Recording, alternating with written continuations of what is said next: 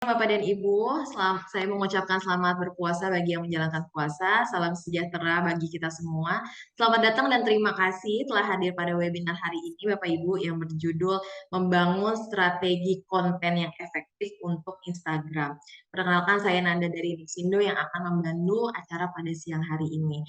Sebagai informasi, Nixindo sebagai tempat pelatihan dan sertifikasi nomor 1 di Indonesia telah menyediakan berbagai pelatihan serta sertifikasi berskala nasional maupun internasional. Hingga saat ini juga, Nixindo telah melatih lebih dari 4.000 profesional IT per tahun dan lebih dari 1.000 perusahaan IT juga yang berbeda, serta dari perusahaan nasional maupun multinasional. Back to topic, sekarang siapa sih yang nggak menggunakan Instagram ya Bapak Ibu? Media sosial ini menjadi salah satu yang terkenal. Jika dulu Instagram itu digunakan hanya untuk sekadar membagikan momen-momen pribadi, sekarang Instagram ini juga marak digunakan untuk berbisnis dan juga sebagai media promosi. Pemilihan Instagram itu sendiri sebagai media promosi karena memiliki banyak keunggulan dibandingkan sosial media lainnya. Namun kesuksesan promosi pada Instagram juga berdasarkan dari berbagai aspek. Salah satunya yaitu pembuatan konten yang menarik dan juga yang efektif.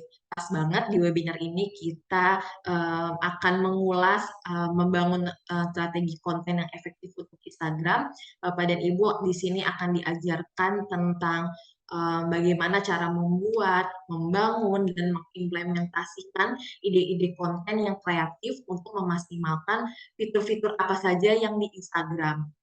Jadi di webinar kali ini sekalian ngabuburit, kita akan mendapatkan ilmu dan pengetahuan dari narasumber yang sudah ahli dalam bidang digital marketing. Saya izin perkenalkan Mas Ivan Revi, instruktur Indixindo yang akan memaparkan materi mengenai membangun strategi konten yang efektif untuk Instagram.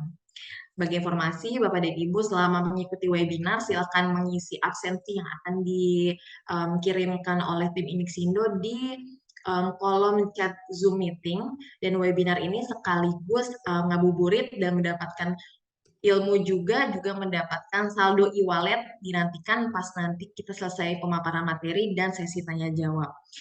Tanpa lama-lama lagi, kita akan masuk ke sesi utama acara hari ini. Saya persilakan Mas Ivan untuk memulai acara. Mas Ivan dipersilakan. Terima kasih. Oke, terima kasih Mbak Nanda untuk sambutannya ya. Sebelumnya, Assalamualaikum warahmatullahi wabarakatuh. Selamat siang teman-teman Inix People semuanya, apa kabar? Insya Allah sehat semua ya. Dan yang sedang berpuasa semoga diberikan kelancaran untuk ibadah puasanya. Oke, sebelum kita mulai di sesi webinar dengan topik membangun strategi konten yang efektif untuk Instagram, izinkan saya memperkenalkan diri terlebih dahulu. Nama saya Ivan, sebagai instruktur di Nixindo ya, untuk kelas digital marketing.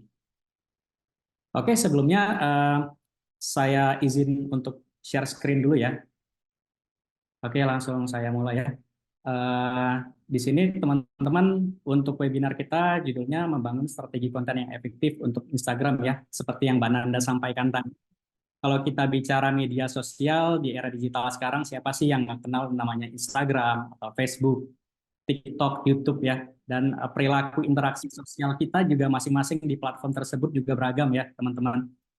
Behavior kita sebagai pengguna di salah satu platform, contohnya Instagram ya, yang akan kita bahas di sini secara tidak langsung dibentuk dari interaksi kita ya melalui fitur-fiturnya. Bagaimana pola kita mengatur feed, membangun konten reels ya, salah satu fitur yang ada di Instagram.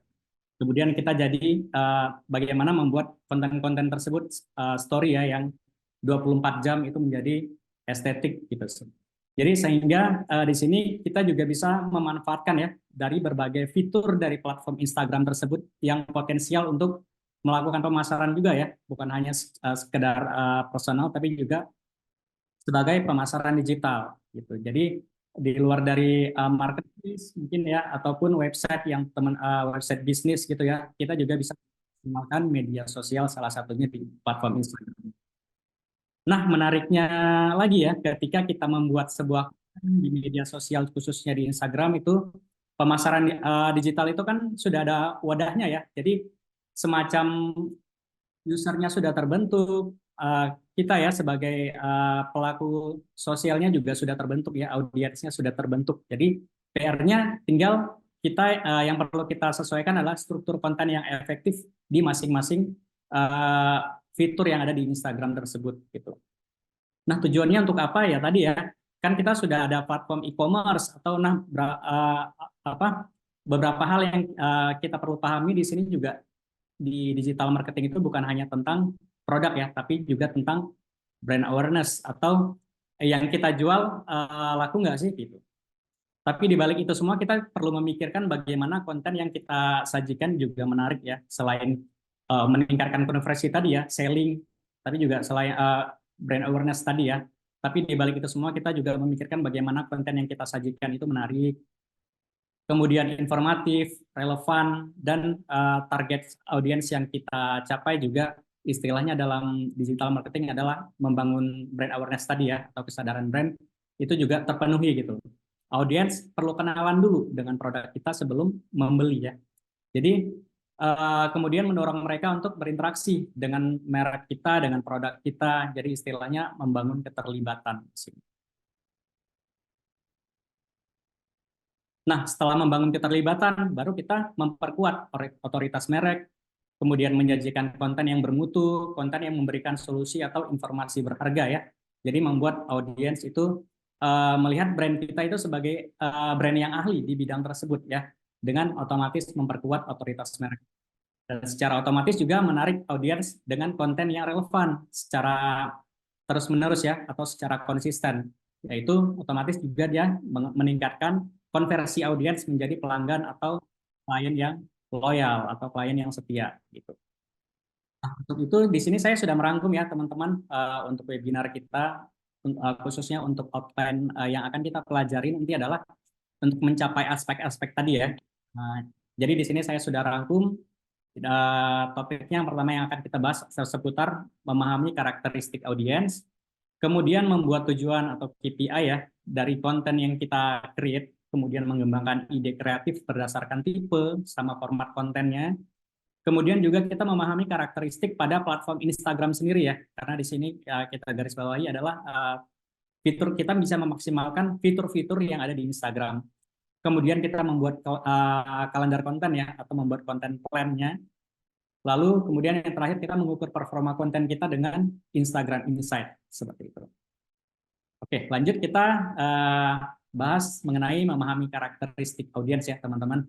Jadi di sini pentingnya penentuan target audiens yang jelas itu apa ya? Kita punya pemahaman yang jelas tentang siapa target audiens kita. Yang penting kita punya pemahaman itu dulu. Dan itu akan menjadi langkah penting ya untuk kita bisa menjalankan marketing terutama di Instagram. Nah, dan fakta yang harus kita tanam di pikiran kita adalah kita sebagai praktisi marketing ya. Di sini role kita adalah praktisi marketing. Itu target audiens kita bukanlah semua orang seperti itu. Nah, itu yang perlu kita garis bawahi dulu. Loh, bukannya lebih banyak, lebih luas, justru lebih bagus ya? Enggak ya, teman-teman. Tapi dengan menemukan target audiens yang tepat, justru brand kita bisa lebih berpotensi ya untuk memperluas kuantitas dari target audiens yang ingin kita capai seperti itu. Target audiens yang tepat.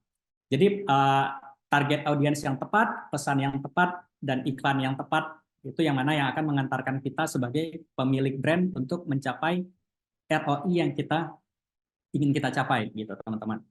Jadi sebelum kita bahas bagaimana menentukan target audiens yang tepat, kita perlu punya pandangan yang sama dulu ya, atau kita punya perspektif yang sama dulu tentang apa sih itu target audiens gitu teman-teman. Nah, target audiens sendiri adalah di sini spesifik grup ya, spesifik grup atau golongan orang yang ingin kita jangkau melalui platform kita seperti itu. Nah, mereka juga bisa memiliki interest yang sama ya. Biasanya memiliki interest yang sama terus karena mereka ini satu golongan teman-teman. Mereka satu golongan, punya minat yang sama, punya kebutuhan yang sama, kepentingan yang sama yang berkaitan dengan konten atau layanan atau produk kita yang kita hadirkan. Jadi mereka punya karakteristik yang sama, harusnya mereka juga punya demografi yang sama ya, demografi yang sama, mungkin bisa jadi di tempat-tempat yang sama dan punya kebiasaan-kebiasaan yang sama gitu. Nah, setelah kita punya perspektif yang sama terhadap target audiens kita baru bisa tahu ya bagaimana cara menentukan target audiens yang di platform kita dan tanda kutip di sini adalah Instagram ya, seperti itu, teman-teman. Nah, yang pertama apa sih langkah yang perlu kita lakukan untuk menentukan target audiens kita? Yang pertama adalah di sini gabungkan data dari customer atau followers Instagram yang sudah ada sebelumnya. Nah, di sini saya bagi menjadi dua ya, di sini B2B atau B2B dan B2C. B2C atau bisnis atau customer ya. Jadi di sini adalah unsurnya biasanya berupa usia, kemudian karena mereka menyangkut generasi yang mana mereka secara umum apa ya? Secara umum terbentuk dengan faktor usia mereka ya. Kemudian yang kedua adalah lokasi. Lokasi ini mereka di mana sih mereka tinggal atau dekat dengan apa sih mereka terjangkau dengan lokasi apa sih seperti itu. Nah, itu juga menjadi salah satu faktor. Karena ini kan berhubungan dengan seberapa besar kemungkinan mereka terjangkau dengan layanan atau produk kita.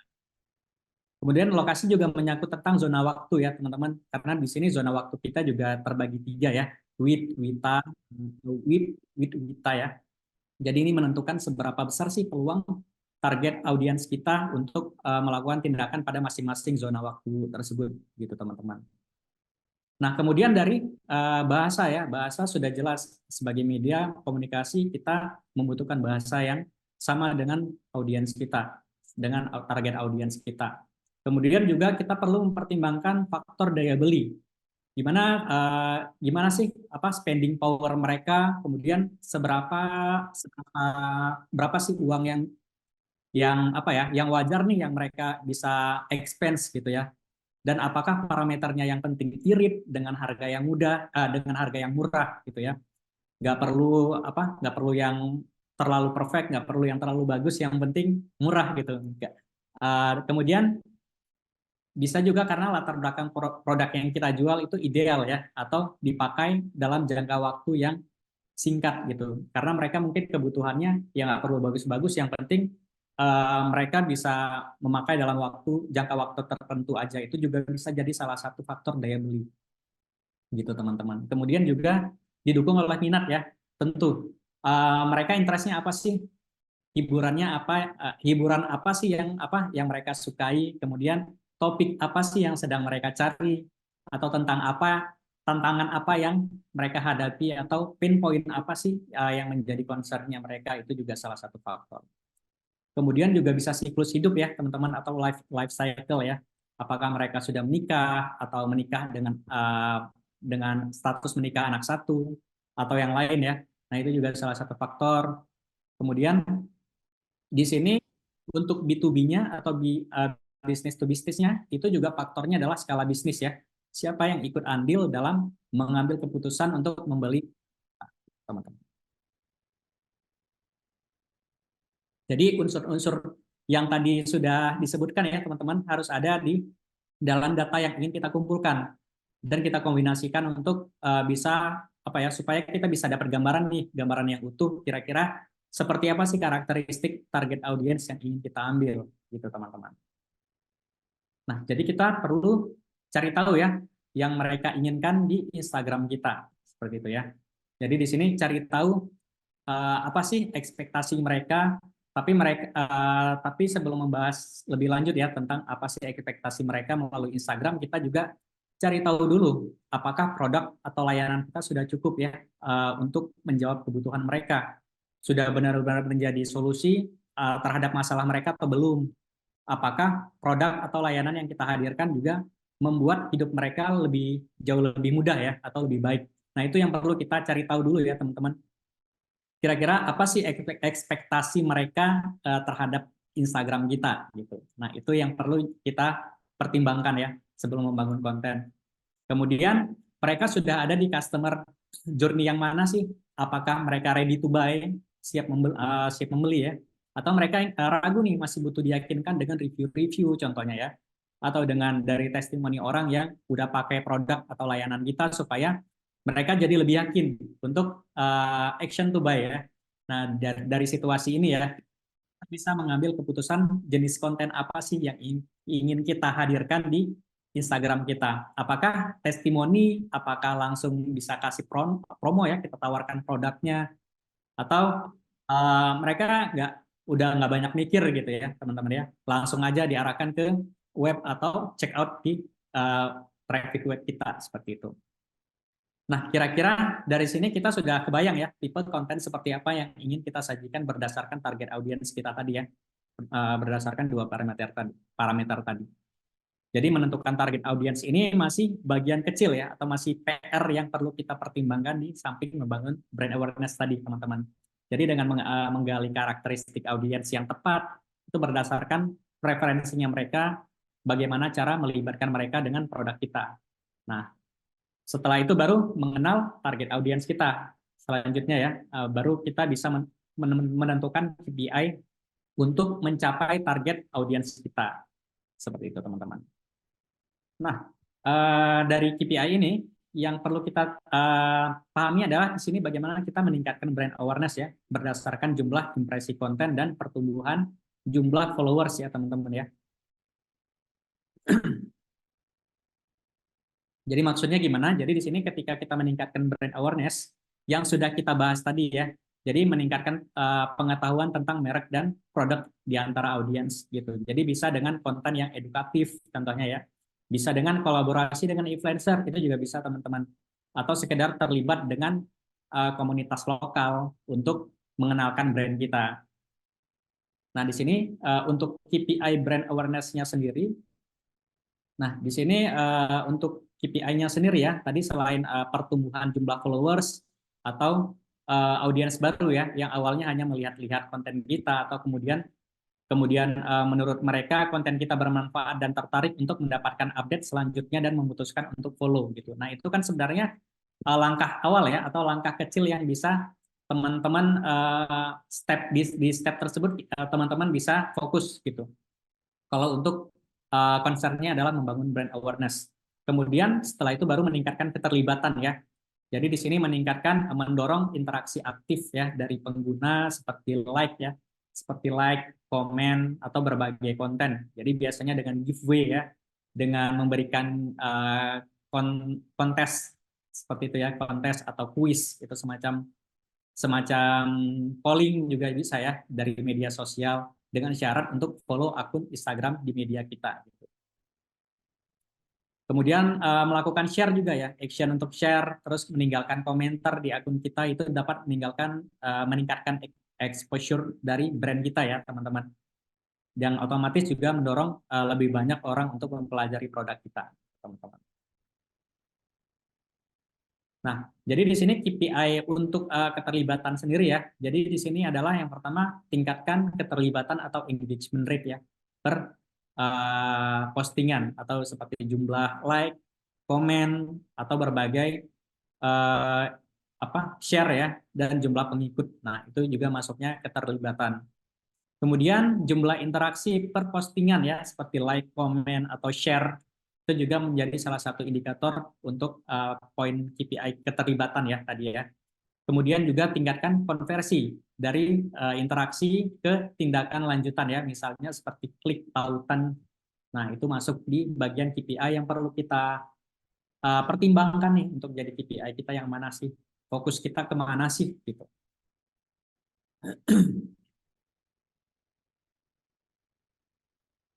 Kemudian selanjutnya meningkatkan traffic ya teman-teman.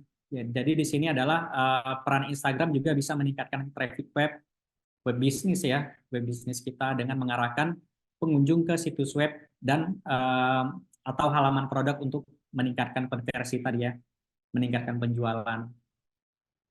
Dan KPI untuk traffic web sendiri yaitu pasti berhubungan dengan jumlah pengunjung di situs web yang berasal dari media sosial kita ya, bukan hanya Instagram. Kemudian tingkat konversi situs web, misalnya jumlah pembelian atau langganan yang dihasilkan dari pengunjung media sosial itu juga masuk ke salah satu ke indikator dari KPI traffic web ini teman-teman. Kemudian selanjutnya meningkatkan konversi tadi ya, yang singkatnya tadi sudah kita bahas. Jadi meningkatkan penjualan atau tindakan yang diinginkan ya, seperti langganan atau pendaftaran atau pembelian itu juga masuk bagian dari KPI untuk konversinya seperti itu. Nah, setelah menetapkan tujuan KPI tadi, penting untuk cara kita mengatur ya atau memantau, mengevaluasi kinerja di Instagram kita. Untuk apa sih? Ya tentu ya untuk kita mengidentifikasi area mana yang berhasil dan atau di mana sih yang perlu kita tingkatkan, di mana sih yang perlu kita evaluasi serta melakukan penyesuaian strategi yang perlu kita capai gitu teman-teman. Jadi lebih lengkapnya nanti kita bisa bahas di bagian mengukur performa, mengukur dan menganalisis kinerja konten ya teman-teman. Nah, itu pentingnya setelah kita menentukan KPI tadi ya, teman-teman bisa mengembangkan ide kreatif berdasarkan tipe dan format konten ya, seperti itu. Jadi di sini ada 4 parameter ya, di sini ada hiburan, edukasi, inspirasi, dan yang meyakinkan gitu. Nah, kita bahas satu-satu di sini. Yang ide yang kreatif adalah untuk konten yang menarik itu berdasarkan target audiens ya. Jadi konten adalah fondasi terpenting dalam digital marketing, yaitu membangun ide-ide kreatif pada konten media sosial khususnya Instagram ya. Tidak lepas dari empat konten ini ya. Seperti ini, seperti itu, 4 pilar. Jadi kalau misalkan istilah dari digital marketingnya adalah membangun strategi 4 pilar konten ya. Jadi di mana kita teman-teman Inix People juga berpedoman dengan 4 pilar ini, setidaknya sudah ada gambaran ya bagaimana atau apa sih yang perlu kita posting di Instagram kita seperti itu. Nah untuk hiburan sendiri itu pasti cakupannya adalah entertainment ya, sebuah konten yang bisa bikin audiens kita happy ya, atau menarik menarik audiens kita untuk bisa share ke teman-temannya mungkin ya, atau sifatnya engagement, bisa like, comment, share, atau tipe-tipe konten yang seperti giveaway tadi ya, giveaway, quiz, polling, atau segala sesuatu yang sifatnya humor. Karena apa? Karena umumnya orang apa ya, kita itu gampang stres ya teman-teman, banyak kerjaan, banyak tantangan. Jadi ketika kita melihat sosial media kita, khususnya Instagram, itu harapannya adalah kita terhibur. Jadi sifatnya tuh uh, apa ya? Kita terhibur, kemudian kita pasti komen gitu ya. Otomatis kita contohnya sebagai audiens aja kita pasti bakal komen atau kita bakal share ya ke teman-teman kita, dan nggak menutup kemungkinan juga mereka akan follow ya Instagram kita. Nah itu juga otomatis tindakan yang bisa mendatangkan traffic ya, atau mendatangkan engagement juga kepada konten Instagram kita gitu teman-teman. Kemudian edukasi. Nah edukasi ini juga nggak kalah penting ya.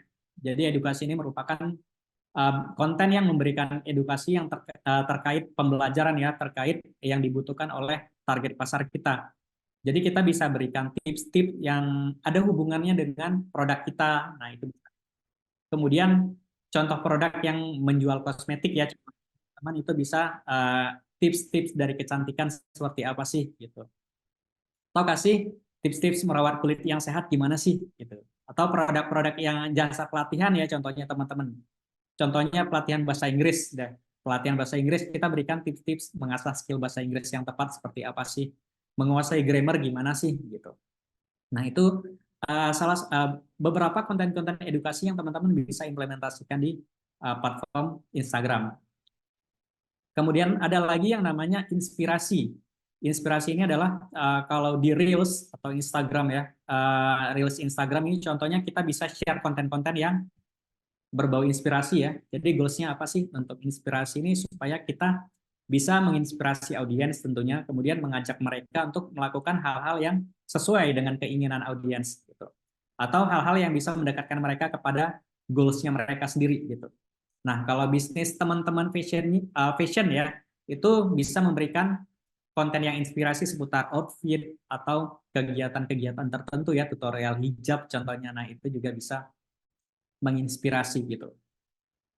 Kemudian meyakinkan ya, meyakinkan ini faktor yang juga faktor terakhir ya dari konten pilar yang nggak kalah penting. Jadi followers, kita tahu audiens kita atau followers kita tentang kualitas produk kita gitu. Kita bisa memperkenalkan tentang kualitas produk kita ke mereka. Jadi contohnya bisa bersifat katalog juga ya teman-teman ya. katalog atau isinya adalah produk-produk knowledge atau detail-detail produk kita itu bisa di-share.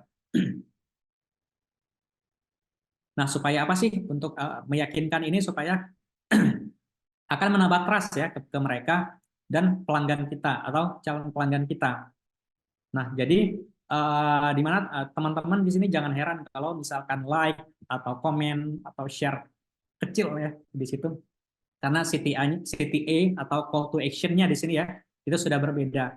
Jadi straight to the point untuk dia memang untuk hard selling ya. Jadi kalau misalkan kayak like, comment, share tadi mungkin untuk karakteristik yang meyakinkan ini dia karena memang hard selling jadi mungkin indikasinya adalah engagement-nya kurang gitu loh. Jadi teman-teman harus putuskan dulu nih teman-teman mau fokus kemana gitu. Kalau teman-teman fokusnya ke engagement, jadi otomatis teman-teman bisa pakai seperti apa ini ya, yang hiburan, edukasi seperti itu. Tapi kalau teman-teman mau penjualannya tinggi, itu yang confidence ini ya yang meyakinkan ya. Jadi konten pilar ini akhirnya bisa menentukan goals apa sih yang akan teman-teman tentukan nantinya ya, yang akan teman-teman rencanakan dan konten apa, jenis kontennya gimana sih gitu. Nah, sebenarnya dari selain dari 4 pilar tadi ya, empat pilar ini, jadi teman-teman juga bisa terapkan kehidupan keseharian teman-teman ya. Jadi orang yang menggunakan sosial media Instagram itu juga umumnya tertarik dengan perilaku atau keseharian kita ya. Jadi kita sebagai pelaku bisnis ya, itu juga tidak harus selalu terpaku dengan konten-konten jualan. Supaya apa? Supaya memberikan kesan interaksi yang lebih personal nih kepada audiens kita gitu teman-teman. Kemudian ada trending topik juga ya. Trending topik juga itu sebenarnya kita meng-highlight konten-konten yang sedang hype ini apa sih, yang lagi tren apa sih. Nah, itu juga teman-teman bisa jadikan salah satu konten salah satu indikator konten yang teman-teman bisa plan ya selain dari empat pilar ini gitu. Oke, kemudian di sini tadi kita sudah membahas jenis kontennya, sekarang mungkin ke format kontennya ya. Di sini ada teks, gambar, video, dan interaktif ya.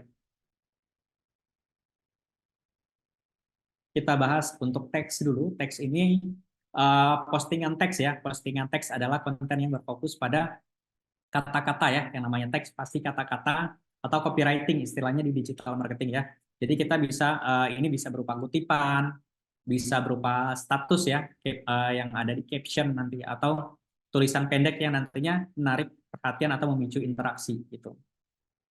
Nah, di sini teman-teman di slide ini ada contoh ya, contoh dari kutipan yang mana di sini bunyinya kita seringkali menemukan inspirasi di tempat yang paling tidak terduga. Bagikan pengalamanmu menemukan inspirasi di tempat yang tak terduga tersebut, gitu. Di tempat yang tak terduga. Jadi produk apa sih sebenarnya yang cocok dari kutipan ini, teman-teman? Mungkin bisa jadi produk kamera ya, atau selain kamera apa sih? Atau travel ya, travel package itu juga bisa menggambarkan dari message dari teks ini ya teman-teman ya. Nah itu uh, salah satu apa ya message yang bisa teman-teman gunakan gitu. Jadi membuat konten teks ini yang lebih efektif pemasaran di Instagram itu membutuhkan perhatian terhadap beberapa aspek ya. Jadi relevansi atau ada keterkaitan ya dengan produk kita itu bisa. Kemudian ketertarikan atau keterlibatan audiens itu juga bisa gitu teman-teman. Nah, konten teks ini juga bisa kalau teman-teman lihat konten viral ya yang interaksinya banyak itu salah satunya juga karena kekuatan copywriting ya atau konten teks ini. Jadi pertanyaannya harus copywriting ini gimana sih yang berpotensi mendatangkan engagement di media sosial gitu. Jadi itu ya yang perlu kita pertimbangkan gitu. Jadi teman-teman untuk teks ini beragam ya. Jadi mungkin coba kita renungkan kenapa sih orang tertarik dengan sebuah konten gitu kali ya. kenapa sih orang tertarik dengan sebuah konten. Jadi seperti yang sudah kita bahas tadi ya, contohnya yang edukatif di sini ada slide-nya ya. Jadi merupakan konten yang memberikan edukasi terkait yang dibutuhkan oleh target pasar. Nah, contohnya di sini saya di slide ini membuat konten terkait ini ya, cara mengubah postingan menjadi closingan. Nah, caption yang efektif tentunya harus relevan dengan audiens kita dan lagi mereka butuhkan ya, atau yang lagi kita butuhkan juga gitu. Jadi kenali audiens kita dan pahami kebutuhan dan preferensi audiens kita. Jadi caption yang relevan tentu ya dengan audiens yang akan lebih menarik perhatian dan mendatangkan engagement tadi gitu. Kemudian kita juga bisa gunakan bahasa yang menarik, bahasa yang persuasif. Jadi gunakan bahasa yang menarik dan mengundang perhatian ya. Dan hindari kata-kata yang klise ya atau kalimat yang terkesan berlebihan, nggak natural. Jadi coba teman-teman bisa sampaikan pesan itu dengan cara yang lebih kreatif, yang lebih unik. Tujuannya untuk apa? Tujuannya untuk bisa apa ya? Untuk bisa membangun keterlibatan atau membangunkan emosi ya atau menambahkan emosi. Gunakan apa? Menambahkan emosi ya ke audiens kita. Jadi mungkin dalam caption ya, dalam caption kita bisa membangkitkan reaksi dari audiens. Kemudian emosi bisa berupa humor ya, bisa berupa kekaguman atau apapun sesuai dengan konten kita. Kemudian baru ajukan pertanyaan atau bisa dengan ajukan kepada audiens untuk mendorong interaksi, tentunya dengan pertanyaan yang relevan atau yang relevan dengan konteks konten yang kita sajikan ya tentunya. Kemudian kita juga bisa mengundang respon di kolom komentar. Nah, itu bisa mengundang respon tadi itu. Kemudian gunakan hashtag yang relevan ya. Kemudian gunakan hashtag yang relevan ini kalau kita bicara sosial media khususnya Instagram itu pengaruh hashtag masih sangat berpotensi ya teman-teman untuk dicari audiens yang membutuhkan konten kita gitu. Jadi gunakan hashtag yang relevan atau yang memang berkaitan dengan gambar ya yang kita posting bisa dikombinasikan dengan topik atau tren terkini. Itu juga topik yang sedang hype ya di media sosial itu apa itu juga kita bisa menggunakan hashtag-hashtag tertentu gitu.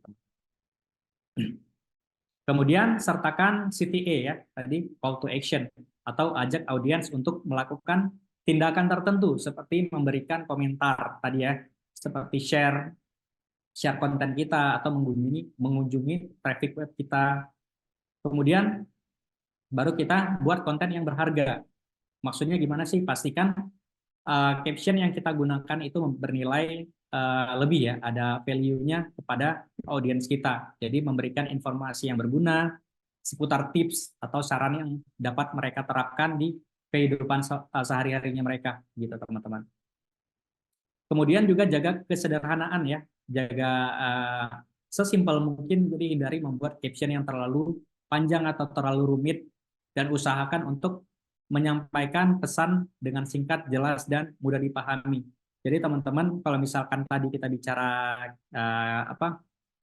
caption ya, itu caption memang sampai sekarang, sampai di 2024 ini juga dari algoritma Instagram, caption merupakan salah satu faktor ya, merupakan salah satu faktor penting yang dilihat oleh Instagram untuk mendatangkan engagement tadi, gitu teman-teman. Nah, di slide ini juga saya lampirkan contoh ya, caption yang tepat seperti apa sih di sini. Ada postingan Instagram dari Daily Kitchen ya, Daily M Kitchen. Jadi perhatikan penulisan dari headline captionnya ya teman-teman. Itu juga bisa menggunakan bahasa yang persuasif ya, atau memancing kita untuk melihat penawarannya. Jadi dengan menerapkan tips-tips di atas di sini ya, itu kita bisa memonitoring respon audiens. Jadi kita bisa membuat caption yang efektif atau mendatangkan engagement di Instagram kita, teman-teman.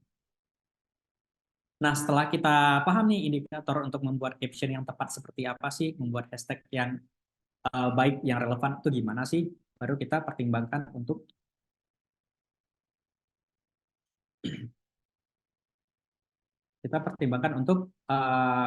membuat konten gambar seperti apa sih, gitu ya.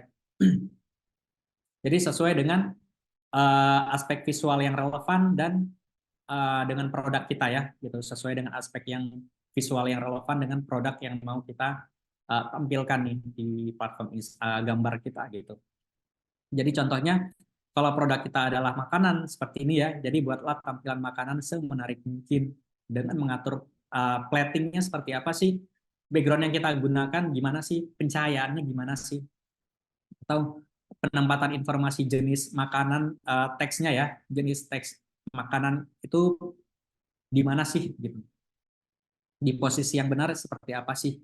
Nah, itu salah satu faktor yang perlu kita pertimbangkan. Kalau misalkan contoh case-nya adalah daily and kitchen ini ya, seperti tadi ya. Nah, ini salah satu hal yang teman-teman juga bisa pertimbangkan ketika teman-teman membuat konten gambar ya, berupa format gambar. Kemudian ada lagi video. Nah, video ini format yang memungkinkan kita untuk menyampaikan pesan dengan cara yang lebih menarik atau lebih mudah dipahami. Bisa berguna ya, bisa semacam tutorial atau hiburan tadi ya, yang sudah kita diskusikan tadi ya, terkait jenis-jenis kontennya. Bahkan edukasi juga bisa relevan gitu. Edukasi bisa terkait dengan produk kita gitu ya. Jadi di sini contoh slide di sini kita ambil dari akun katalog promosi ya teman-teman ya, reelsnya dari reels. Jadi di sini dengan format 1 menit 15 detik. Jadi harapannya apa ya? Harapannya bisa menarik audiens yang untuk apa? Untuk bisa simak ya dengan konten kita, yang otomatis yang kita harapkan adalah feedback seperti like, comment, share, atau interaksi yang kita harapkan mereka bisa save ya untuk konten kita ketika mereka anggap konten kita menarik gitu teman-teman. Nah, kemudian ada juga format konten yang interaktif seperti ini teman-teman. Biasanya digunakan di fitur-fitur yang ada di Instagram Story ya teman-teman ya. Jadi di sini konten bisa berupa polling atau Q&A atau quiz gitu ya. Jadi seperti ini ya. Seperti yang di slide ini. Jadi kalau di Instagram kita bisa membuat jenis-jenis konten ini di tadi ya, di IG Story tadi gitu. Kemudian kita lanjut ke penerapan prinsip storytelling ya dalam konten.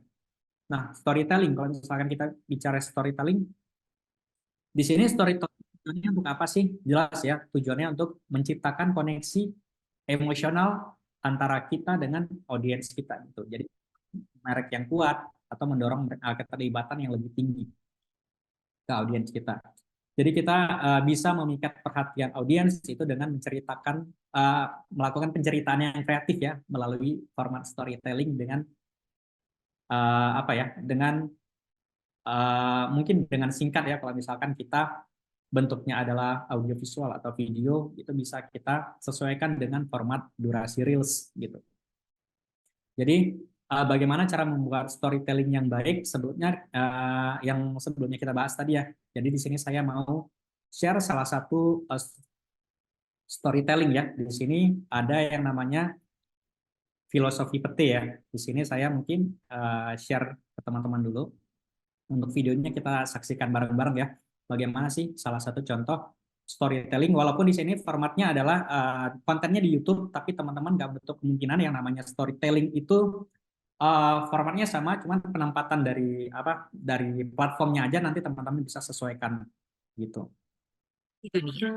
Mereka Gimana teman-teman, sudah muncul full? Sudah ya?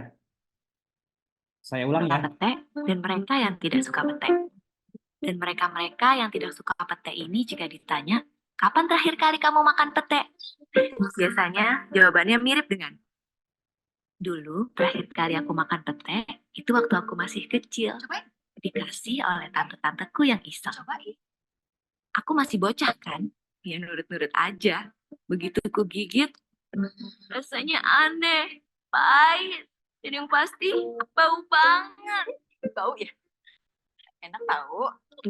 Sejak hari itu, setiap aku ditanya orang, kamu suka pete nggak? Jawabku selalu, enggak. Kalau lagi ada di meja makan, aku jauh-jauhin.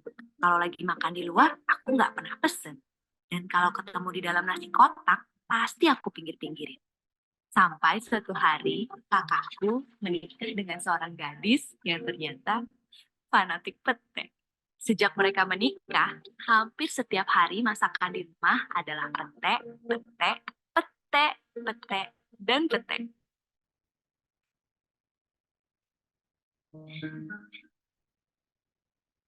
Hari itu, kakakku bersikeras suruh aku coba pete yang dibuat oleh istrinya. Iya. Ya, kalau mau jujur, pete yang ini memang gemuk-gemuk, mengkilat, kelihatan segar. Entah kenapa, wanginya mengundang. Hmm. Ketika akhirnya aku coba, ternyata kali ini aku suka. Rasanya bukan lagi pahit, tapi gurih. Kriuknya bukan lagi aneh, tapi renyah. Aromanya, aromanya bukan lagi bau, tapi harum. Aku jadi sadar, seumur hidupku, aku pikir aku nggak suka pete. Hanya karena satu gigitan hari itu. Di masa lalu. Ternyata banyak hal yang kita nggak suka hanya karena kita nggak pernah coba. Produk buatan Indonesia sayangnya seringkali seperti pete. Itu buatan Indonesia. Emang bagus. Bagus banget. Masa sih? Hari ini keadaannya sangat jauh berbeda. Kini banyak sekali produk buatan Indonesia yang memang benar-benar bagus. Bahan bakunya sudah yang terbaik. Proses produksinya berstandar tinggi. Dan macam dan jenisnya juga sudah banyak banget. Memilih jadi mudah. Karena pilihannya antara bagus dan bagus banget. Antara gemes dan gemes habis. Mereka juga banyak menggunakan bahan baku dan tenaga kerja lokal. Sehingga dampak ekonominya langsung dirasakan bangsa kita. Jadi, mungkin pesan dariku, yuk kita berikan kesempatan untuk produk buatan Indonesia ketika ingin berbelanja. Sebut saja ajakanku, filosofi pete. Yang kita tidak suka dahulu kala, mungkin saja kini malah bikin jatuh cinta. Oke, gimana teman-teman? Kira-kira sudah ada gambaran ya, gimana cara membangun storytelling yang baik untuk konten kita ya. Salah satunya tadi uh, saya ambil dari Tokopedia ya, salah satu iklan filosofi pete ya, teman-teman. Oke, kita balik ke slide-nya ya. Di sini kita bahas ya teman-teman dari filosofi pete ini apa sih yang teknik apa sih yang bisa kita gunakan di konten kita ya ketika kita membuat contoh storytelling di sini. Jadi di sini storytelling yang baik untuk konten media sosial khususnya Instagram itu membutuhkan pendekatan yang kreatif, relevan dan menarik agar berhasil menarik perhatian dan membangun koneksi dengan audiens kita ya. Jadi di sini yang pertama adalah mulailah dengan hook yang kuat. Maksudnya gimana sih? Jadi kita bisa gunakan kalimat pembuka yang menarik, menarik perhatian atau pertanyaan yang memicu rasa ingin tahu audiens ya, sehingga mereka tertarik nih untuk membaca atau menonton konten kita gitu. Jadi contohnya di filosofi pete tadi mungkin kalau teman-teman perhatikan ya, di situ ada dua macam orang di dunia, orang yang suka pete dan orang yang tidak suka pete. Nah itu pembukanya ya, bridging di mana konten tersebut akhirnya bercerita ya dari kalimat awal tadi gitu. Jadi pastikan teman-teman ketika membuat storytelling khususnya untuk konten video itu bisa membangun first impression dulu nih kepada audiens kita gitu. Kemudian selanjutnya kenali audiens kita ya dengan baik. Jadi pastikan cerita kita itu relevan dengan minat mereka, kebutuhan mereka atau nilai-nilai target audiens kita juga itu perlu kita pertimbangkan. Nah, tadi kita sudah bahas ya cara mengenal siapa sih mereka dan bagaimana cara kita menyentuh emosi mereka. Kalau misalkan kita lihat tadi di case filosofi pete tadi, ini kan melibatkan dua perspektif ya, orang yang suka pete dan orang yang tidak suka pete. Jadi otomatis di sini ada dua kubu nih teman-teman dibangun. gitu, perspektif orang yang suka pete dengan perspektif orang yang suka pete, yang tidak suka pete. Jadi kita mengguide nih orang-orang dari dua kubu tersebut untuk bisa masuk nih ke dalam cerita storytelling kita. Gitu. Kemudian gunakan narasi yang memikat, ceritakan secara visual ya atau secara detail yang membuat audiens itu merasa punya pengalaman yang pengalaman yang sama secara langsung gitu dengan cerita kita. Gunakan bahasa yang kreatif dan yang deskriptif ya teman-teman. Jadi untuk menghidupkan cerita kita perlu gunakan bahasa yang mungkin bisa lebih personal juga gitu. Nah, kalau misalkan kita lihat dari case filosofi pete tadi, jadi sebelum masuk ke cerita pengalaman narator ya, yang tidak suka pete itu, jadi narator bertanya, kapan sih terakhir kali kamu makan pete dengan narasi yang ini ya, dengan narasi yang memikat gitu. Kapan sih pertama kali kamu makan pete gitu. Jadi itu mengundang kita nih untuk terlibat gitu loh, untuk terlibat ini maksudnya mau cerita apa sih gitu. Kemudian yang keempat itu membuat karakter yang memikat, yang memiliki empati gitu ya teman-teman ya. Jadi perkenalkan karakter dalam cerita kita yang perkenalan karakter dalam cerita kita itu dapat diidentifikasi ya oleh audiens. Jadi pastikan kita benar-benar membangun karakter utama kita baik berupa narator gitu ya, itu bisa bisa connect nih sama audiens kita gitu. Karena karakter ini bisa jadi tokoh utama ya atau cerminan dari audiens kita. Jadi sehingga mereka bisa merasa terhubung nih secara emosional gitu. Kalau misalkan kita lihat di contoh tadi ya, filosofi pete tadi, perspektif narator pertama kali kan mempunyai pengalaman yang buruk ya tentang pete. Alasannya membuat audiens itu beragam ya. Yang suka pete itu bisa tetap berempati ya. Yang suka pete bisa tetap berempati dengan karakter kita ya. Begitupun sebaliknya. Jadi seiring berjalannya waktu, si pemerannya tadi ya, naratornya tadi ikut berkembang ya. Dan dia dihadapi oleh situasi yang membuat dia untuk bisa menghargai masakan kakak iparnya. Gitu. Jadi pete yang katanya pahit, yang awalnya perspektifnya adalah pahit, jadi sampai akhirnya bisa menjadi gurih. Nah ini kan juga bisa membuka perspektif dan tolerir orang yang atau audiens yang mungkin nggak terlalu suka pete gitu karena bau. Nah itu kemudian juga terapkan konflik ya, itu juga bisa menjadi opsi teman-teman. Ketika teman-teman membuat storytelling itu bisa terapkan konflik dan ketegangan ya. Jadi setiap cerita yang baik itu pasti memiliki titik konflik ya atau tantangan ya sesuai dengan yang diatasi oleh karakter. Jadi tetap buat intensitas tegangan untuk menjaga keterikatan ya atau ketertarikan audiens itu bisa membuat mereka harapannya adalah penasaran gitu dengan gimana sih cerita ini berkembang nantinya gitu. Kalau misalkan kita lihat contoh filosofi pete tadi dari narator yang tidak suka pete ya sampai dia suka pete itu kan perubahan di mana perubahan sama-sama dipicu oleh dan didasarkan oleh orang-orang di sekitarnya ya atau desakan dari orang-orang di sekitarnya gitu. Dari yang kecil, yang polos dan penasaran ketika teman ibunya minta untuk coba, sampai kondisi di mana narator didesak untuk menghargai masakan kakak iparnya itu kan menjadi salah satu tantangan yang relevan nih dengan keseharian audiens. Kemudian siapkan nilai dan message yang kuat ya, pesan yang kuat. Nah ini penting ya, gunakan cerita untuk kita gunakan cerita untuk sebagai alat untuk menyampaikan nilai-nilai pesan yang ingin kita sampaikan nih kepada audiens kita. Jadi pastikan pesan kita itu terintegrasi dengan alur cerita tanpa ada paksaan ya, tanpa ada paksaan gitu, tanpa terkesan memaksakan gitu teman-teman. Kita bisa lihat dari case tadi ya, aku yang jadi sadar seumur hidupku, aku tidak suka pete hanya karena satu gigitan di hari itu gitu. Jadi ternyata banyak hal yang tidak kita suka hanya karena hal tersebut tidak mau kita coba lagi gitu. Jadi kemudian nilai-nilai itu tuh ya, teman-teman bisa dikaitkan dengan pesan yang sebenarnya ingin disampaikan narator. Maksudnya apa sih dari filosofi pete ini? Jadi sebenarnya poinnya adalah iklan ini mau menyampaikan produk buatan lokal, produk buatan Indonesia, yang sayangnya seringkali dipandang seperti pete atau dari segi kualitas ya teman-teman. Nah, kalau udah made in lokal, pertanyaannya memang bagus gitu.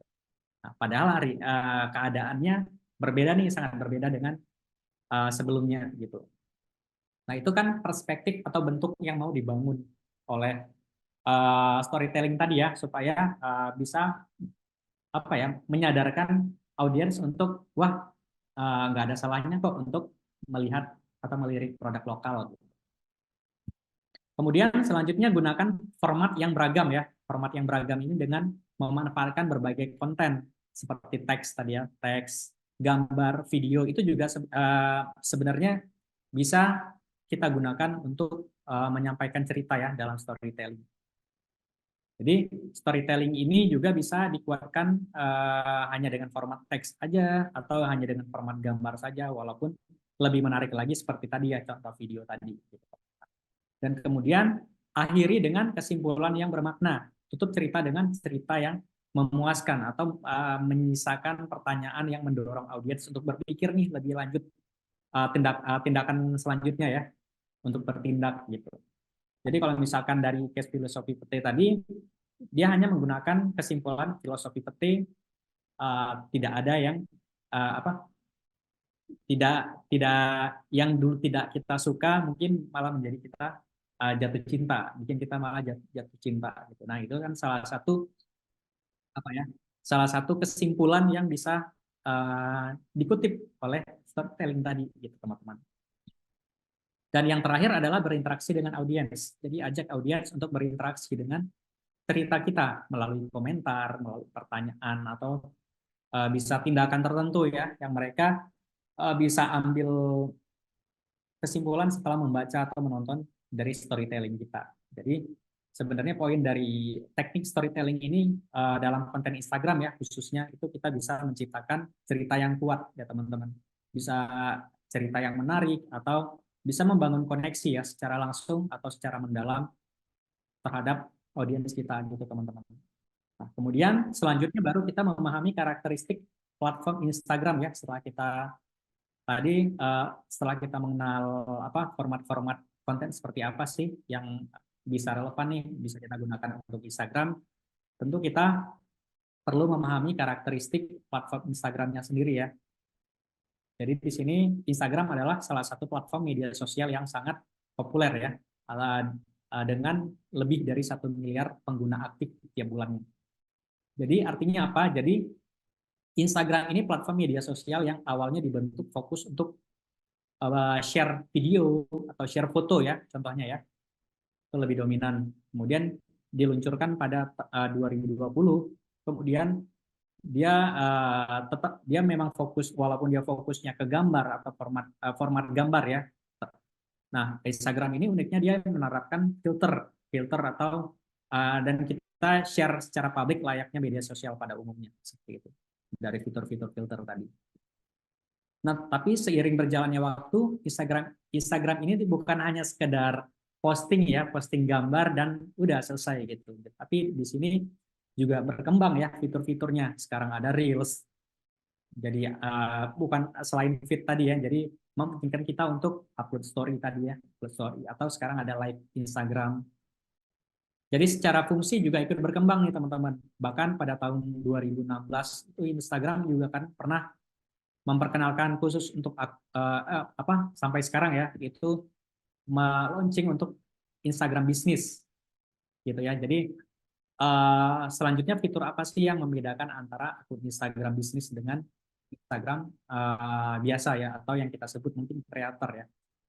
Jadi di sini ada beberapa fitur yang hanya bisa kompatibel ya atau bisa dijalankan di akun bisnis. Tapi ada juga yang fleksibel, bisa di dua-duanya, di creator ataupun di bisnis. Nah, ini juga teman-teman perlu perhatikan ya. Jadi di sini yang pertama adalah insight. Fitur insight ini kan dia memberikan analisis tentang kinerja konten kita. Nah, dia bisa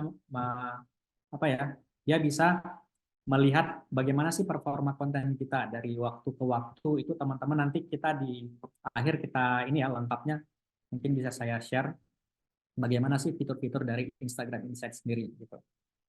Nah, kemudian ada paid partnership tag ya. Jadi ini sebenarnya fitur yang memungkinkan pengguna untuk eh, menandai konten yang dibuat bersama dengan mitra atau brand lain ya sebagai iklan yang berbayar contohnya gitu. Jadi sebenarnya fitur ini bisa dipakai untuk media kolaborasi atau fitur kolaborasi, fitur collab karena dia bisa meningkatkan transparansi supaya antara influencer dengan kreator ya. Jadi di sini kita kalau misalkan kita melibatkan influencer untuk mempromosikan produk kita, kita bisa menggunakan fitur tag ini, partnership tag. Jadi ini sering digunakan ya untuk kepentingan endorsement, contohnya bisa memanfaatkan followers masing-masing di tiap account yang terlibat. Nah itu juga bisa menjadi salah satu opsi yang teman-teman bisa manfaatkan ya dari fitur ini, partnership ini. Selanjutnya ada shoppable post. Jadi fitur ini sebelumnya didesain untuk menandai produk di postingan kita, sehingga pengguna dapat langsung membeli produk atau tersebut ya tanpa meninggalkan aplikasi Instagram. Jadi tapi sebenarnya fitur ini sekarang hanya sebatas storefront ya teman-teman. Maksudnya jadi fitur ini sekarang hanya menampilkan display produk dengan harganya, berikut dengan harganya. Untuk transaksi itu memungkinkan untuk terintegrasi dengan website kita atau WhatsApp bisnis kita. Jadi sebelumnya fitur ini sudah ada, tapi karena mungkin satu atau lain hal, bisa juga faktor license dari Instagram sendiri ya, sebagai platform media sosial bukan sebagai e-commerce, itu juga mungkin salah satu faktor untuk ini fiturnya dihilangkan gitu. Jadi teman-teman masih bisa akses storefront aja, gitu bisa semacam katalog ya, bikin semacam katalog berikut dengan harganya. Seperti contoh di slide ini ya teman-teman. Inbox kategori ya, inbox kategori session and save replace. Jadi di sini inbox kategori session ini memungkinkan pengguna untuk mengelompokkan pesan-pesan masuk ke kategori tertentu ya.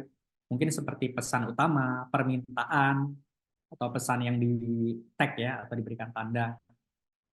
Kemudian save replies ini pengguna bisa menyimpan jawaban yang sering digunakan dan mengirimnya dengan cepat. Jadi meningkatkan efisiensi dalam menjawab pesan.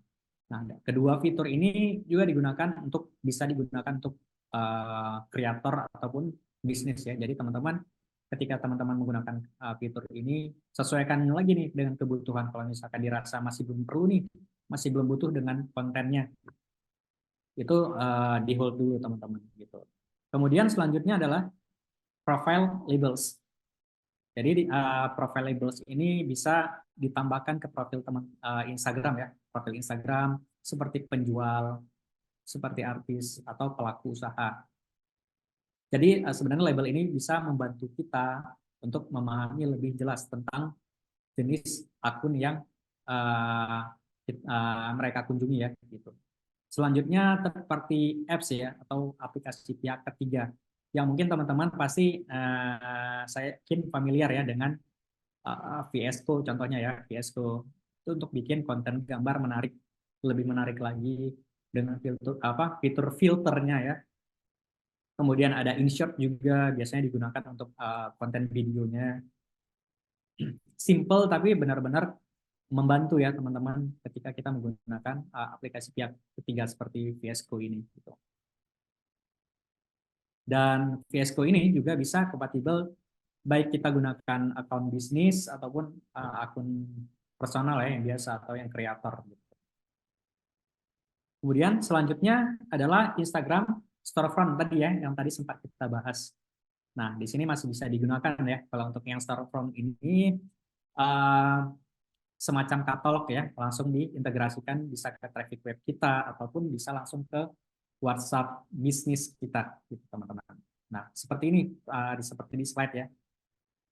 Nah, kemudian selanjutnya adalah customized audience targeting ya.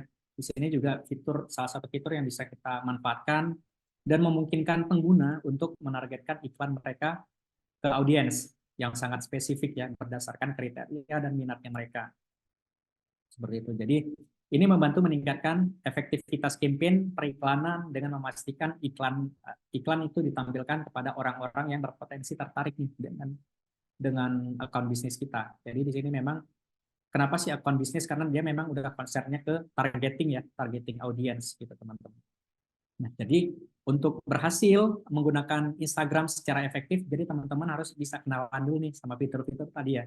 Jadi penting untuk tahu nih karakteristik dari fitur-fitur ini, kemudian tentunya kita perlu mengenal karakteristik fitur Instagram dan fitur dari kontennya juga ya, fitur dari konten untuk bisa kita manfaatkan secara maksimal ya dari fungsinya sesuai dengan tujuan bisnis kita nanti akhirnya gitu.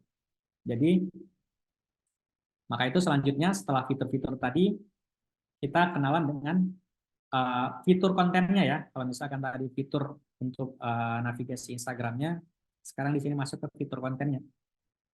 Jadi di sini penting ya untuk kita memanfaatkan fitur konten yang sesuai dengan tujuan bisnis kita, teman-teman. Nah, kalau tadi kita sudah membahas fitur-fiturnya di sini, pasti ya, kalau misalkan dari untuk konten sendiri, teman-teman pasti familiar. Pasti teman-teman khususnya bagi pengguna aktif Instagram juga familiar dengan seperti feed, seperti Reels, Story, Live Instagram ya. Jadi kita perlu kenalan dulu nih dengan karakteristik masing-masing fitur ini supaya kita punya insight, punya gambaran dari tipe-tipe konten yang sudah kita bahas tadi di awal. Dan KPI yang sudah kita tentukan tadi ya. Jadi kita bisa prioritaskan untuk apa sih? Apakah untuk brand awareness kah atau tinggal meningkatkan konversi di akun bisnis kita gitu. Nah, dari dua indikator tadi, seenggaknya kita punya gambaran mau ke arah mana sih konten kita gitu. Nah, yang pertama ada feed. Di sini feed tentu ya, fitur paling utama di launching sama Instagram adalah feed. Jadi fitur ini memungkinkan kita untuk bisa share foto ataupun video ya, ataupun video dalam format grid gitu ya. Jadi dia bisa menampilkan postingan-postingan terbaru secara kronologis gitu teman-teman.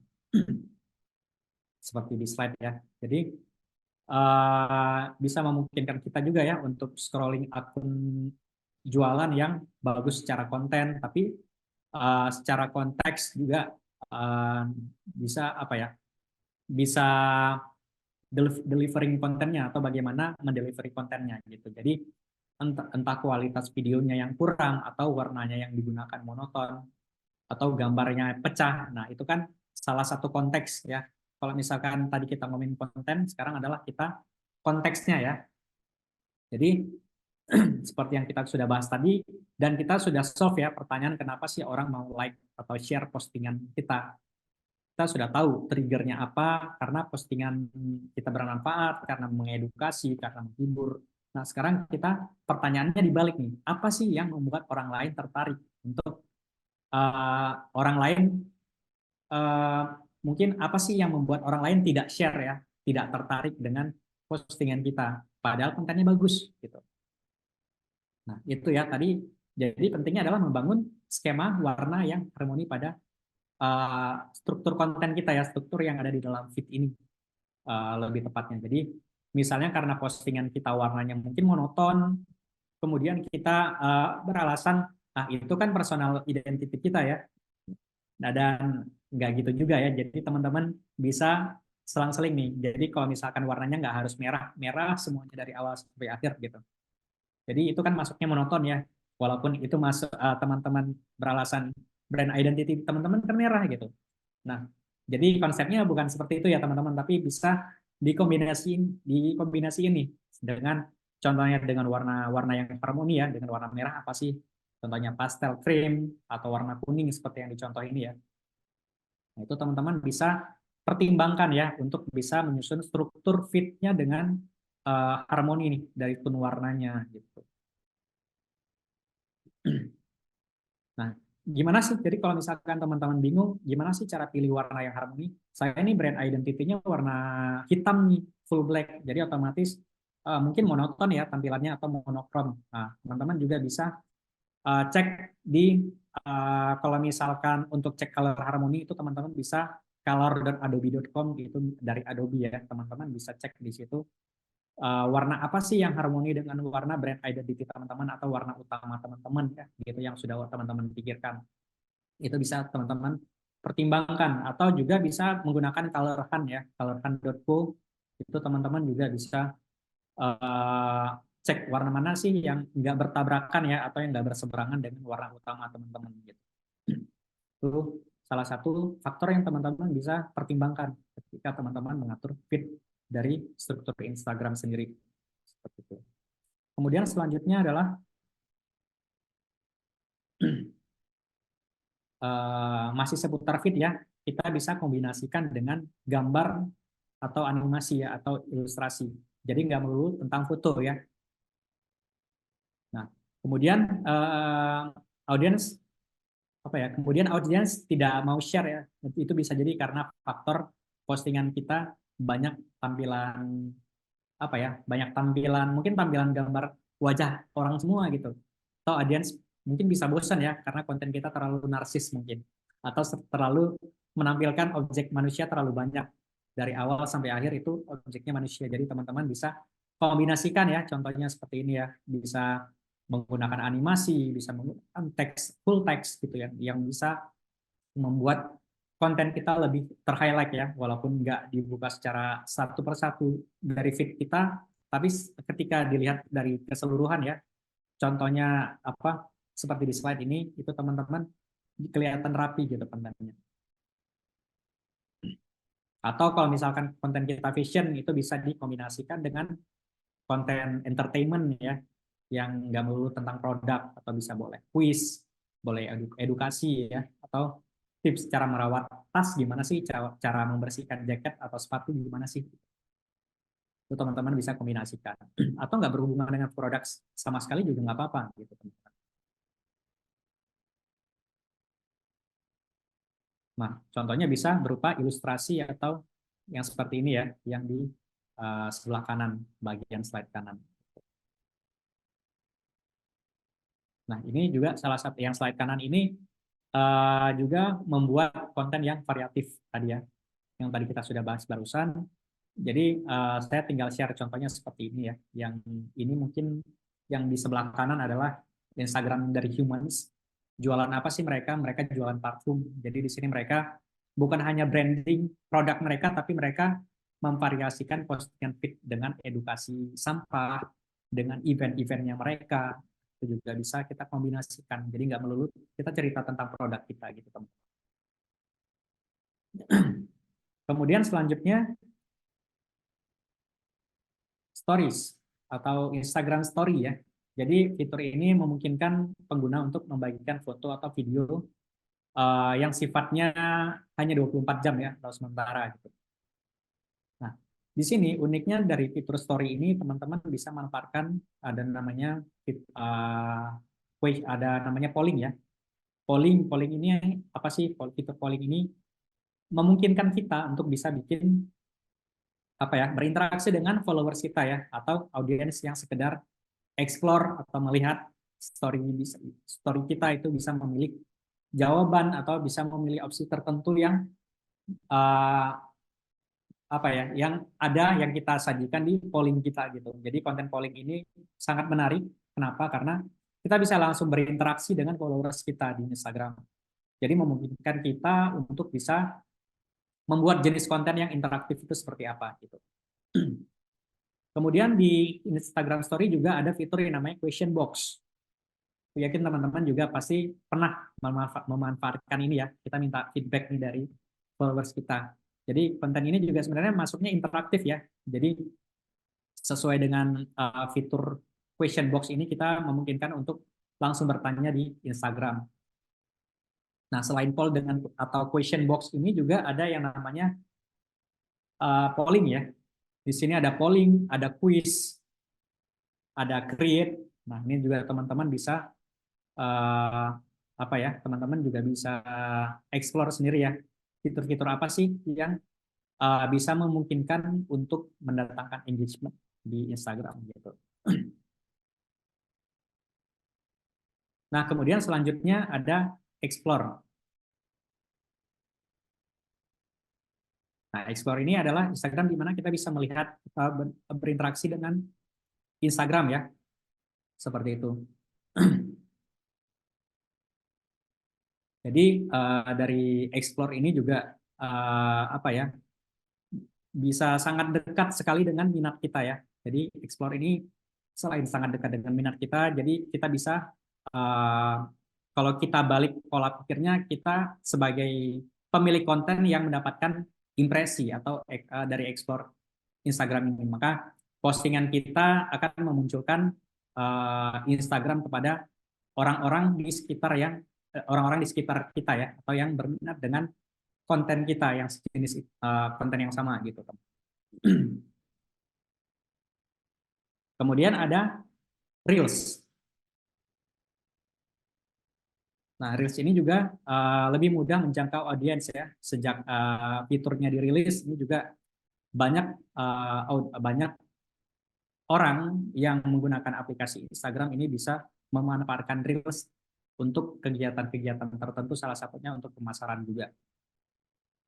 Jadi selain bisa lebih mudah menjangkau audiens, dengan Reels ini juga berpotensi meningkatkan traffic ya, karena dapat menjangkau lebih luas. Kemudian Reels juga dapat meningkatkan apa ya, potensi untuk like, orang-orang like, comment, share, dan pengaruhnya ke mengunjungi untuk profil konten kita gitu. Kemudian juga tentu ya meningkatkan brand awareness. Jadi Reels juga bisa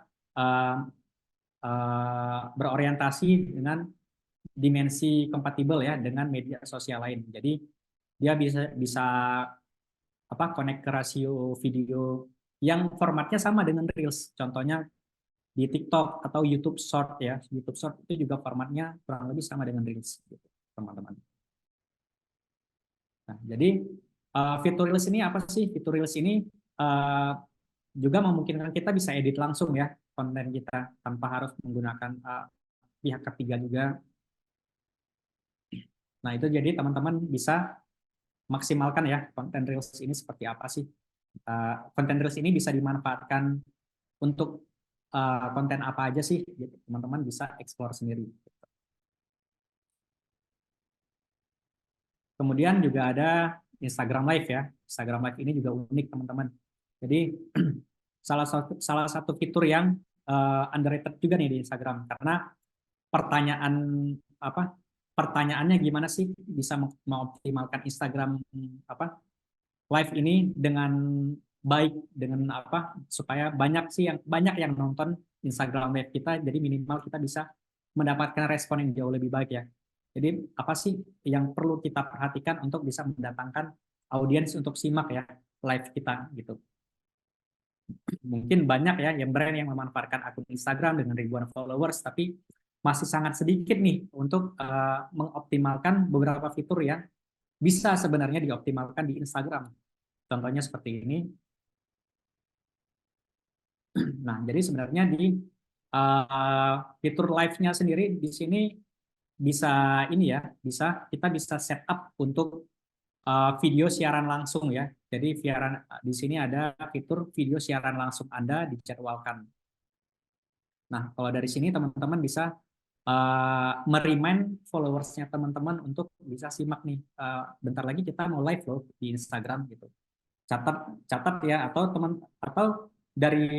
bahkan dari perspektif audiens sendiri itu juga mereka punya settingan reminder sendiri ya dari fitur yang sudah kita set up tadi dari live IG ini. Nah, ini juga teman-teman bisa berpotensi untuk mendatangkan engagement gitu teman-teman. Nah, itu ya. Jadi untuk strategi konten yang bisa kita gunakan dan yang lebih efektif adalah topik konten yang memberikan edukasi atau impact secara langsung ke audiens. Nah, itu juga yang mungkin nggak harus berhubungan dengan produk, karena memang fokusnya untuk membangun engagement di akun Instagram kita. Nah, itu juga bisa kita gunakan di live IG ini ya, dari konten edukasi tadi. Nah, kemudian selanjutnya adalah kita membangun konten plan ya, membuat konten plan. Gimana sih cara membuat konten plan? Jadi setelah mempertimbangkan beberapa jenis konten yang pada masing-masing fitur tadi ya di Instagram, kita perlu membuat konten plan. Dan di sini saya contohkan menggunakan spreadsheet ya. Jadi sebentar saya tampilkan spreadsheet-nya. Nah, ini berupa slide aja, teman-teman nanti bisa manfaatkan sendiri dengan format yang sama ya. Di sini ada contoh konten plan yang teman-teman bisa baca. Di sini terdapat tanggal yang mengacu kapan kita akan mempublish konten. Kita mau waktunya berapa gitu. Kemudian di sini kita ada setup jamnya juga ya. Kalau misalkan di sini setupnya jam 7 malam, pada kolom itu teman-teman juga bisa setup sendiri gitu. Karena ini formatnya spreadsheet, jadi teman-teman bisa ikutin saja untuk formatnya ya, format yang sama. Kalau misalkan sesuai dengan, jadi disesuaikan lagi dengan kebutuhan kontennya teman-teman gitu. Kemudian ada waktu uploadnya tadi ya, kemudian topik, captionnya, detailnya, referensi linknya itu dari mana sih? Kemudian captionnya apa gitu ya. Nah itu teman-teman bisa perhatikan. Nah untuk referensi link sendiri itu, nah referensi link contohnya seperti ini ya. Misalnya di sini saya ada contoh referensi dari klien akun Instagram lain ya, yang biasanya bisa saya dapatkan dari bisa saya dapatkan sebagai referensi ya untuk membuat gambar konten yang nantinya akan seperti apa sih. Nah, itu bisa menggunakan referensi-referensi yang bisa di-share di referensi link ini. Kemudian, copy visual. Nah, copy visual seperti ini ya. Jadi copy visual ini teks yang ada di dalam desain gambarnya ya. Ini optimal kalau tidak ada yang berarti dikosongkan gitu. Apa ya? Sebenarnya ini bisa optimal ketika kita gunakan, tapi kalau misalkan kita skip juga sebenarnya nggak masalah, karena di sini juga apa ya, tergantung dengan kebutuhan teman-teman lagi gitu. Nah kemudian tadi ya, kemudian ada link konten atau status postingan, kemudian penggunaan hashtag itu juga bisa diterapkan ya di bagian spreadsheet seperti ini, teman. Nah, sebenarnya membuat konten plan ini sesimpel itu. Cuman kenapa sih penting membuat konten plan? Supaya kita bisa lebih disiplin ya, menjadwalkan konten kita seperti apa nantinya. Format konten seperti apa sih dengan periode-periode yang sudah kita buat. Formatnya gimana sih? Mau edukasi itu 1 minggu berapa kali, atau mau kita membuat hard sellingnya ini seminggu sekali, kira-kira berpotensi di jam berapa sih gitu. Teman-teman bisa kreasikan sendiri sesuai dengan kebutuhan teman-teman untuk membuat konten plan-nya gitu.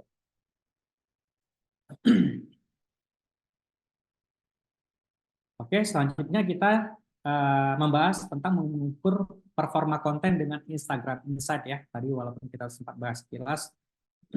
Nah, di sini kurang lebih fiturnya sama ya, seperti ini. Jadi setelah kita posting konten, tentu kita perlu tahu sejauh mana sih performa konten kita sendiri, baik dari interaksi audiensnya, melalui followersnya, jumlah like-nya, jumlah komennya berapa, atau yang share postingan kita, yang repost postingan kita, itu bisa kita hitung dari Instagram Insight seperti itu. Jadi untuk melihat performa tersebut, di sini Instagram Insight ada beberapa indikator ya yang bisa teman-teman manfaatkan. Nah, di sini ada 3 menu utama Instagram. Jadi di sini ada account reach ya, yaitu jumlah akun yang melihat konten postingan dari akun Instagram kita. Kemudian account engage dan account followers. Kita bahas di sini. Kemudian bagaimana sih cara membaca Instagram Insight ini. Nah, kalau dari account reach sendiri di sini ada sub-nya lagi ya, yaitu berupa jumlah account reach di sini. Atau di sini kita bisa melihat jumlah yang melihat postingan kita berdasarkan jangka waktu tertentu. Misalkan 7 hari yang lalu atau 14 hari yang lalu. Nah, sampai 90 hari yang lalu itu sebelumnya kita bisa gunakan fitur ini ya, gitu teman-teman. Kita bisa setup untuk periodenya gitu. Kemudian reach audience ini kita bisa melihat postingan kita berdasarkan tab berdasarkan top ya, top city atau dari kota-kota followers kita tuh di mana sih. Nah, ini bisa kita lihat dari reach audience ini ya. Kemudian selanjutnya ada followers dan non-followers. Jadi di bagian ini kita bisa lihat ya pembagian data ini dari jumlah siapa sih yang sudah follow IG kita dan siapa sih yang non followers kita yang hanya sekedar melihat postingan kita, itu bisa kita cek di sini. Kemudian konten reach ya, atau jumlah akun yang melihat reels atau feed atau story atau video yang bisa kita posting, ini bisa kita lihat dari konten reach di sini. Kemudian selanjutnya ada lagi top post based on reach. Di sini seperti yang teman-teman lihat ya slide-nya, ini menampilkan postingan berdasarkan jumlah reach terbanyaknya. Kemudian ada top story, itu berdasarkan postingan story ya. Kemudian ada reels juga sama berdasarkan jumlah like terbanyak dari jumlah reels. Kemudian ada lagi yang namanya impression. Impression itu data yang menunjukkan berapa kali sih konten kita ditampilkan dan dilihat oleh orang lain. Kemudian profile activity, melalui profile activity ini kita bisa mengetahui berapa kali sih profile bisnis kita dikunjungi oleh orang lain, mulai dari visit profile, mulai dari website tab, itu kita bisa lihat di sini dari sub-sub ini, gitu teman-teman. Nah, kemudian account engage-nya juga di sini ada jumlah account reach, ada engage audience, itu juga teman-teman bisa lihat ya di sini. Tapi di sini bedanya adalah berdasarkan engagement-nya ya. Nah, kurang lebih sebenarnya fiturnya sama ya seperti tadi, cuman hanya berdasarkan indikatornya saja yang beda. Kalau ini dia fokus ke engagement. Kemudian yang terakhir adalah total followers. Nah, indikator dari total followers ini apa sih yang bisa kita explore? Yang pertama adalah jumlah followersnya sendiri ya. Kemudian dari growth-nya, potensi growth-nya di sini kita bisa lihat jumlah account yang follow kita, yang unfollow, atau serta melihat traffic jumlah followers kita. Kita itu bisa dari growth itu. Kemudian juga dari top location, dari age atau usia ya, faktor usia, range usia, atau dari gender, dari kegiatan mereka ya, setiap waktu mereka aktif di waktu-waktu jam berapa aja sih, itu kita bisa monitoring dari most activity time gitu teman-teman. Nah, kalau untuk insight ini sebenarnya lebih lengkapnya teman-teman bisa explore sendiri ya dari akun Instagramnya teman-teman di Instagram Insight. Kurang lebih seperti itu. Jadi tadi itu fungsi-fungsi menu yang ada di Instagram Insight sekaligus menjadi acuan kita ya untuk bisa evaluasi performa keseluruhan konten yang sudah kita posting ya, mulai dari kita bentuk, kita posting, dan kita harapkan kita jadi tahu bagian mana yang perlu kita evaluasi dan atau kita tingkatkan gitu. Baik dari topiknya, dari format kontennya, itu bisa kita pertimbangkan gitu. Jadi sekian dulu teman-teman dari pembahasan kita ya teman-teman. Saya kembalikan lagi ke Mbak Nanda. Silakan Mbak Nanda. Oke Mas Ivan, terima kasih. Mas Ivan, ada beberapa pertanyaan dari peserta. Saya coba bacakan ya. Pertanyaannya, bagaimana cara membangun brand di IG terkait konten yang harus kita tampilkan? Brand identity ya. Nah. Oke, untuk brand identity tadi sudah kita bahas ya sebelumnya. Kalau misalkan tadi kita bicara sedikit tentang brand awareness, tentunya kita perlu tahu dulu kita mau membangun brand yang seperti apa sih. Kita mau audiens kita mengenal brand kita itu dengan cara seperti apa. Mungkin kita bisa lihat Apple ya, logo Apple hanya dengan menampilkan logo tanpa menampilkan teks, atau Nike ya, hanya menampilkan centang. Jadi kita sudah tahu nih, ini brand Nike. Jadi brand identity ini sebenarnya bagaimana sih pendukung bagaimana kita bisa meningkatkan brand awareness kita. Jadi kalau misalkan dari tekniknya itu juga teman-teman bisa sesuaikan dengan apa yang mau teman-teman tampilkan dari produknya teman-teman gitu. Pertanyaan selanjutnya, bagaimana kita mengidentifikasi audiens kita dan bagaimana caranya membuat caption dan hashtag yang efektif dan relevan? Oke, yang pertama identifikasi audiens ya. Tadi juga sudah sempat kita bahas di awal, bagaimana sih cara kita mengidentifikasi audiens. Itu berdasarkan banyak faktor ya, teman-teman. Tadi bisa berdasarkan demografisnya, bisa berdasarkan behaviornya mereka, kebiasaan mereka, ketertarikan mereka. Nah, itu bisa teman-teman cari tahu ya, apa sih ketertarikan mereka yang bisa kita libatkan dan yang relevan juga ya, sekaligus relevan juga dengan produk yang sedang kita posting gitu, yang sedang akan kita posting. Itu juga teman-teman bisa pertimbangkan. Kemudian penggunaan hashtag yang tepat untuk algoritma Instagram sekarang itu maksimal bisa sampai 5 ya, 5 sampai 6 itu teman-teman maksimalkan, karena kalau misalkan kebanyakan hashtag itu juga dia memungkinkan tidak terbaca ya dengan algoritma Instagram. Jadi teman-teman kalau misalkan mau memanfaatkan hashtag yang baik, itu cari hashtag yang relevan dengan apa yang dicari oleh audiens terkait konten yang kita gunakan ya. Jadi kita gunakan hashtagnya itu yang benar-benar berkaitan erat dengan postingan kita. Contohnya apa ya? Postingan kita contohnya edukatif, jadi otomatis edukatifnya itu tentang terkait topik apa, itu teman-teman dari topik itu bisa menjadikan salah satu referensi hashtag untuk teman-teman gunakan. Oke, terus ada pertanyaan juga dari Pak Agus, bagaimana cara mendapatkan ide-ide untuk konten agar bisa banyak diminati banyak orang? Oke, sebenarnya kalau misalkan kita bicara ide pasti itu luas banget ya Pak ya.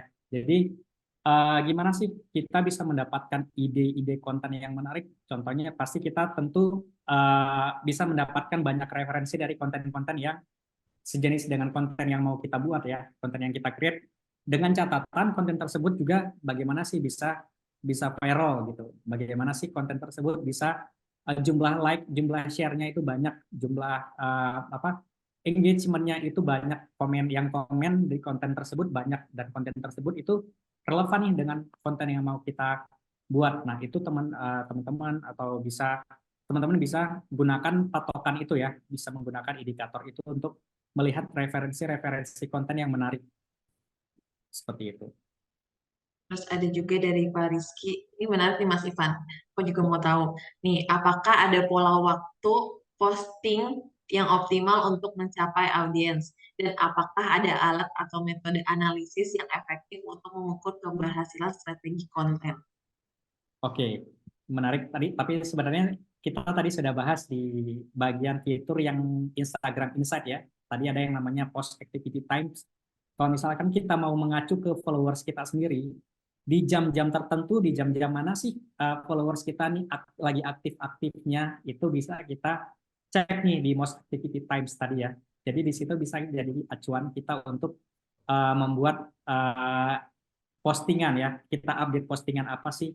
Atau di sini mungkin jumlahnya banyak ya, ada di jumlah mungkin di jam 12 siang sampai di jam 3 sore. Itu salah satu contoh ya, salah satu contoh itu bisa kita maksimalkan nih untuk update postingan-postingan sesuai nih dengan kegiatan atau dengan kegiatan aktif mereka di waktu-waktu tersebut gitu Mbak Nanda. Oke, untuk pertanyaannya, boleh sekali lagi ya? Boleh. Cara membuat bumper dan kredit yang bagus untuk konten dan aplikasi video atau image di editing apa yang bagus untuk bisa membuatnya menggunakan AI dan free.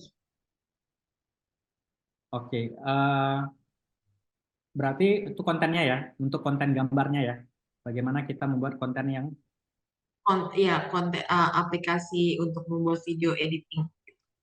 atau mungkin lebih tepatnya ada nggak sih referensi aplikasi yang memungkinkan kita untuk mengoptimalkan membuat gambar itu mungkin bisa bisa menggunakan AI gitu ya, Ya, dan free ya. dan free, license-nya free. Nah, teman-teman juga bisa mungkin kalau misalkan tergantung nih, kalau misalkan kontennya adalah animasi, berupa animasi itu teman-teman bisa menggunakan Midjourney ya, bisa menggunakan Midjourney atau banyak ya yang sebenarnya teman-teman bisa ekspor dari AI. Sekarang contohnya kalau misalkan pengen membuat simple ya, konten yang simple, contohnya untuk caption juga teman-teman bisa menggunakan prompt yang tepat di ChatGPT gitu. Teman-teman bisa personalisasi pesannya dari uh, yang mau teman-teman yang mau teman-teman sampaikan dari ChatGPT gitu.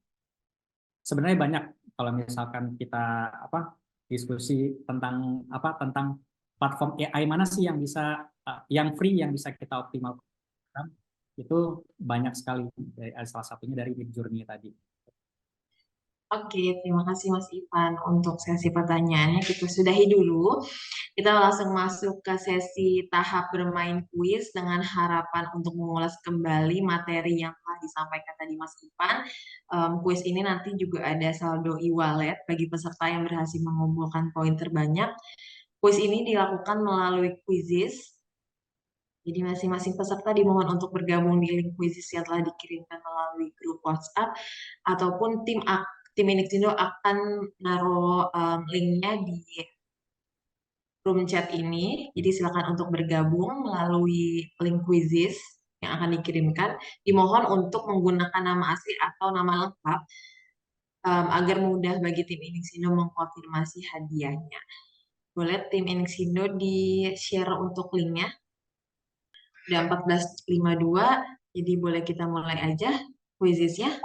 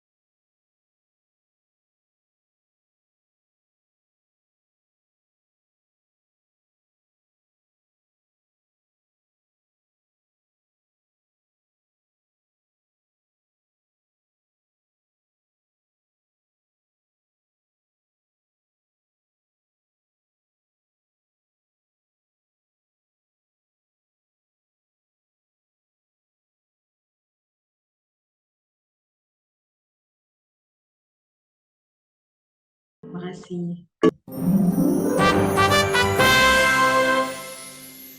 Di sini ada juara 1, 2, dan 3. Juara satunya ini ada Ibu Jin Setiawati. Juara 2-nya ada Pak Juliansyah. Juara 3 ada Pak Johannes. Nanti tim Inixindo akan mengkonfirmasi hadiah kepada para pemenang. Selamat dan terima kasih untuk partisipasinya Bapak dan Ibu semua. Oke, terima kasih banyak Bapak Ibu. Kita sudah ada di penghujung acara. Terima kasih atas partisipasinya sudah sampai di tahap penghujung acara ini. Semoga acara ini dapat memberikan pengetahuan dan wawasan bagi kita semua.